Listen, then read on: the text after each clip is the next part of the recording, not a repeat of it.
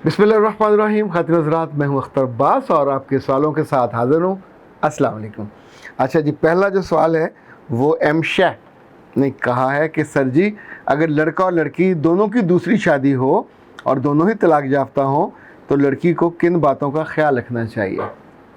किताबों में तो लिखा होना चाहिए, ये किताबी बात अगर हो कि दोनों को ख्याल रखना चाहिए, लेकिन सच्ची बात यह है कि जिसको ज़्यादा डर लगता है और जो ज़िंदगी में ज़्यादा अनसर्टन होके चलती है वो लड़की होती है। सो लड़की को बहुत सारी नॉर्मल और अबनॉर्मल चीज़ों के साथ जीना होता है। जितनी सियानी होगी, जितनी समझदार होगी, उतना वो ज़्यादा बड़े सदमे से इंसान अपने आप को बचा लेता है। ये रिश्ता नॉर्मल रिश्तों की तरह नहीं होता। इसमें you need to do a lot of compromises, और हर चीज़ आपकी मर्ज़ी की या शौक़ की या ख्वाहिश की ताबे नहीं होती। आपको ढलना होता है। आप ज़रा सा ज़्यादा रेजिस्ट करोगे तो ये रिश्ता भी टूट गई तिड़क करके लाई भी कदरा नाल जारी, वो वाला मामला हो जाता है। तो वो ज़्यादा तकलीफ़ दे, आपके लिए भी तकलीफ़ दे होगा और आपके घर वालों के लिए भी। मेहंदी वो कहते हैं, सर जी आपकी बातों से लगता है कि किसी ने कंधे पे हाथ रख के हौसला बढ़ा दिया और किसी ने सर पे शफ़क़त से हाथ रखा है और अंदर एक खुशी की और मोहब्बत की और हिफाजत की तासीर उतर गई है। आपकी बातों से सब्र मिलता है। अल्लाह आपको हमेशा खुश रखे मेरे बच्चे। बहुत शुक्रिया आपकी फीलिंग का। सादिया कहती है, सर जी जब भी मैं अपने घर जाती हूँ 2 दिन के लिए तो मेरे पीछे तबाही फिर जाती है। मेरी नंदे मेरे कमरे की तलाशी लेती हैं, मेरी चीज़ें ग्रैब कर लेती हैं, मैं कुछ नहीं कर सकती। मेरे बच्चे आप कुछ कर भी नहीं सकते। हाँ, ये कर सकते हो कि जाने से पहले जो आपकी बिल्कुल पर्सनलाइज चीज़ें हैं, प्राइवेट चीज़ें हैं, आप उनको आप उस घर में आप छुपा भी नहीं सकते। को ताला वाला लगा के जाओगे वो भी तोड़ लेंगे और आप उस पर लड़ाई नहीं कर सकते। हाँ, ये हो सकता है कि आप अपने मियाँ के बैग और मियाँ के कपड़ों के नीचे उसको चुके, उस पर शक नहीं जाएगा। या अगर आपके को पुराने जूतों के डिब्बे होते हैं कमरों में या स्टोर में रखे हुए, जब भी आपको मिलते हैं तो ऐसी चीज़ें आप उनमें उन डिब्बों में वो जो उसमें कागज़ सा होता है शाइनिंग वाला, उसमें डाल के रख सकते हैं। एक गुर याद रखिए, ये हमने अपनी दादी से सीखा और बाद में मुमताज़ मुफ्ती साहब ने इसका इजहार किया। दादी कहती थी कि चोर उसको पड़ता है जिस चीज़ को उसे लगता है उसने जगह छुपाया हुआ होगा, बिकॉज छुपाने वाली चीज़ अहम होती है। तो जब भी आप अहम चीज़ को छुपाए बिना बिल्कुल सामने रख दें परछत्ती पे, चोर वहाँ कभी नहीं जाएगा।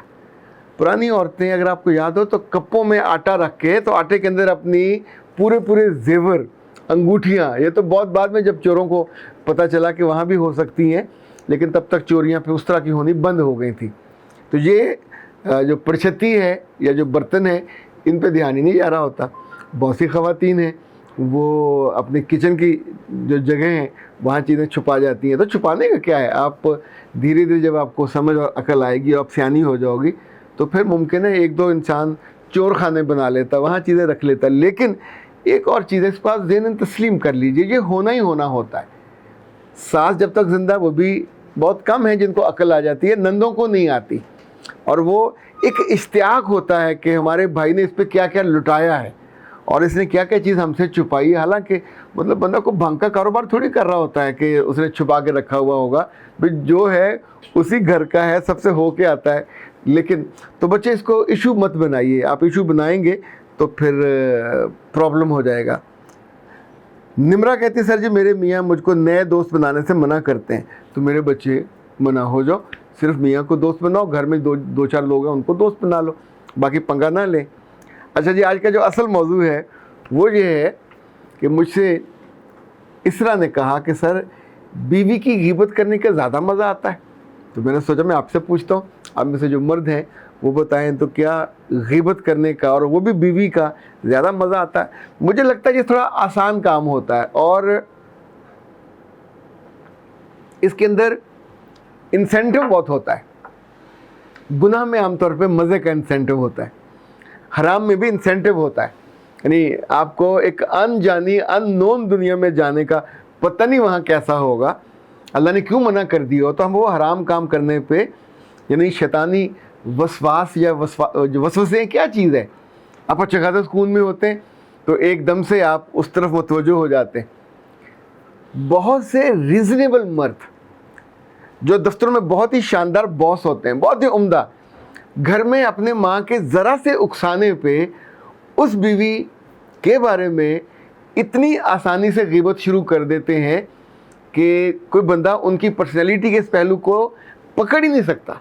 आप सोचें, एक मजबूत, तगड़ा, वैल्यूएबल आदमी जो मार्केट में, दफ्तर में, बिजनेस में रिस्पेक्टफुल हो, वो अपने माँ के या बहनों के प्रेशर पे, क्योंकि वो चाह रही हैं कि उसकी बीवी के बारे में जो इस वक्त अपने कमरे में है, और दे आर नॉट विलिंग कि उनके साथ आके बैठे, because she is not family.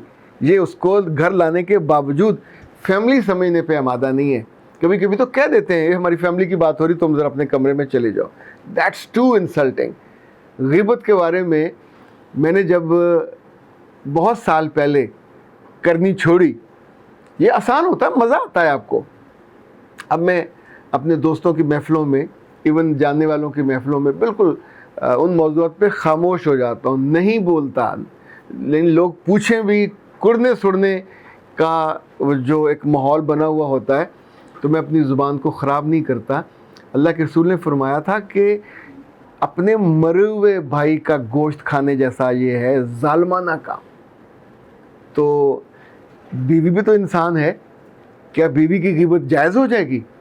आपकी अम्मा चाहे कि जायज़ हो जाए तो हम जायज़ कर देंगे। आपकी 6 की 6 बहनें कहें कि जी उसकी ग़ीबत जायज़ है, उसकी माँ की भी, उसकी बहन की भी, तो नहीं जायज़ होगी ना। इंसान अपनी मर्ज़ी से अपने नेक अमाल, अपनी खूबियाँ, अपनी खूबसूरतियाँ उनको उठा के आग लगा दे, बर्बाद कर दे। आपका पूरा वो जो नामे अमाल है वही खाली हो जाए नेकियों से, और अल्लाह माफ़ करे क़यामत में जिसकी ग़ीबत की होगी उसका जो कमज़ोरियाँ हैं वो आपके खाते में डाल दी जाएँ, उसके गुनाह आपके खाते में, और आपके सब नेकियाँ उधर चली जाएँ।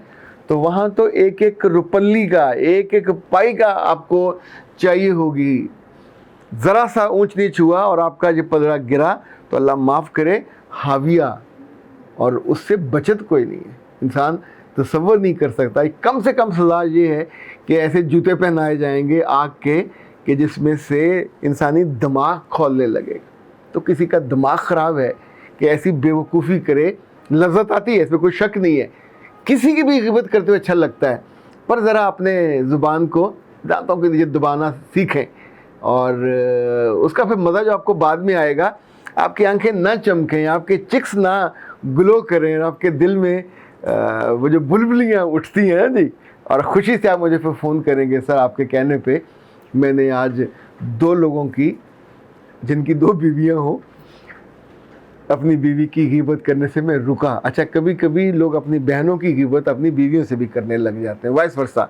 तो इस गुनाहे बेलग। और मैंने प्रॉब्लम देखा कि जब आपको अब बाज नहीं आते तो फिर अल्लाह ने आपको औलाद भी दे देता है, फिर उसके सामने भी ये बातें होने लगती हैं, और जैसे ये औलाद बड़ी होती है तो इस सारे अमल का जो सबसे कम से कम नतीजा होता है, आप उनकी आंखों के सामने बेवकूफ़ होते हो।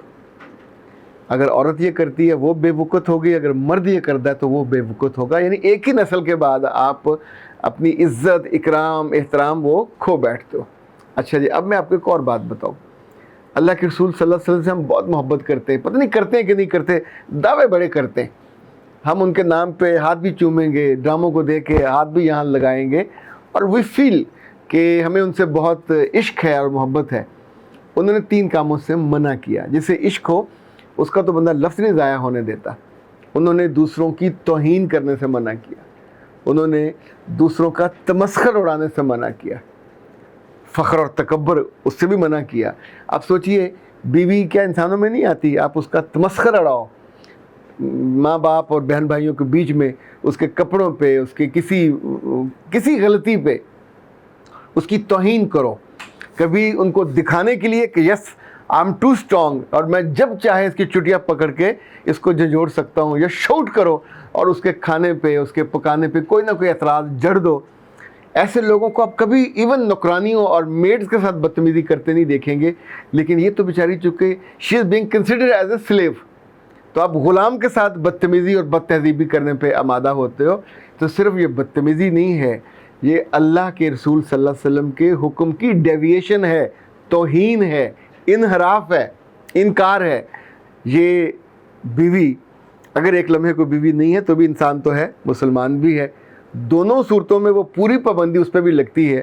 آپ اس کی نہ توہین کر سکتے نہ کرنی چاہیے، آپ اس کا نہ تمسخر اڑا سکتے ہیں نہ اڑانا چاہیے۔ جو نہیں رکتا پھر وہ پچھتاتا ہے، تب پچھتانے کا کیا فائدہ جب آپ کے ہاتھ سے چیز نکل جائے اور وقت گزر جائے، پھر صرف رونا پڑتا ہے۔ جب بیتے وقتوں پہ انسان جیسے سب کچھ لٹ جانے کے بعد کی کیفیت ہوتی ہے، پر اس کیفیت سے آپ کا گھر پورا نہیں ہوتا۔ اختر عباس کو دیجیے اجازت۔ السلام علیکم۔